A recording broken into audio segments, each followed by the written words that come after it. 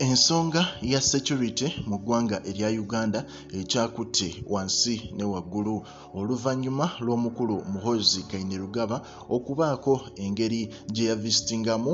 President w'e Rwanda amanyiddwa nga Paul Kagame, era nga omukulu abadde atwala CMI ng'ono amanyiddwa nga Abel Kandiho kyaddaaki ffenna tumanyi, era story eyo nagikuwa engeri gye baamukasuka ebbali ne bamureplacinga omukulu amanyiddwa nga Geno birungi. Omukulu Kandiho yalaze nti si mumativu ku lw'ekyo ekyakoleddwa olw'ensonga nti bamusindise ku rank eya wansi saidi zawali mu South Sudan okubeerawo, ate kyaddaaki ne Rwanda yavuddeyo nebanga eggulawo boda ya Uganda n'eri eggwanga wali Katuna boda yasobodde okuba nga eggulibwawo, era nga Rwanda esuubizza okubeera n'enkolagana ey'omuggundu n'eggwanga erya Uganda, yadde abamu bagamba nti buno bwonna bubadi bwa state. Omanyi ffenna tumanyi nti omukulu Kagame ne Museveni bantu bawamu ate buli omu ali kyekimu,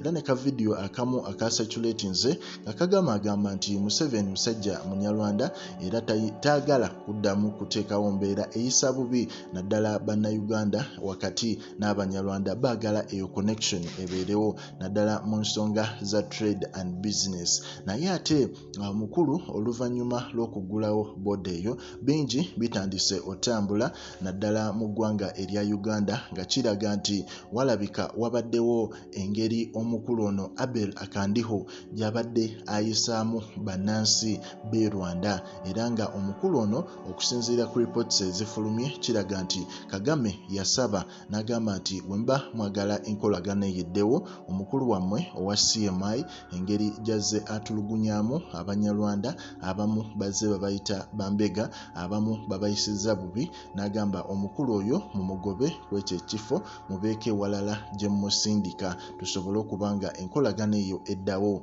Ate kirabika omukulu ono Kandiho yandibanga balina engeri gye baali tebakwataganamu n'omukulu amanyiddwa nga Paul Kagame, President w'e Rwanda. So mu mbeera eyo kyova olaba nti bingi bitandise okyuka naddala wakati w'abana ababiri Uganda ne Rwanda, era nga boda nga bwe nkugambye kyaddaaki egguddwawo, era tusuubira okulaba nga business eddamu okuba nga etambula nga bwekyali, nga Uganda ne Rwanda tezirina buzibu bwonna, nga buli omu ayingira n'afuluma nga teri amukubye ku mukono. Naye nga ebya Abel Kandiho byo bikyakutte wansi ne waggulu olw'ensonga nti reports ezimu zavuddeyo nga ziraga nti omukulu Gen Museveni ye kasita alaba nga America ekutaddeko sanctions ezo nga balina engeri gye bakufunzizzaamu, ate nga ye ayagala okulaga side eri nti agezaako okulwanirira human rights violation. Engeri gye kiba nti ye yakutuma obikola oluusi amala n'akusuula ebbali n'alaga abantu b'eri side nti ate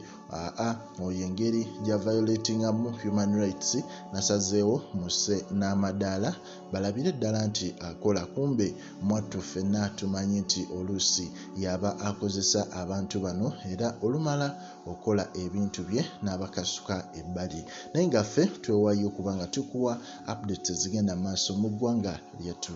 Uganda, likinga, commentinga era mwattu osubscribinge.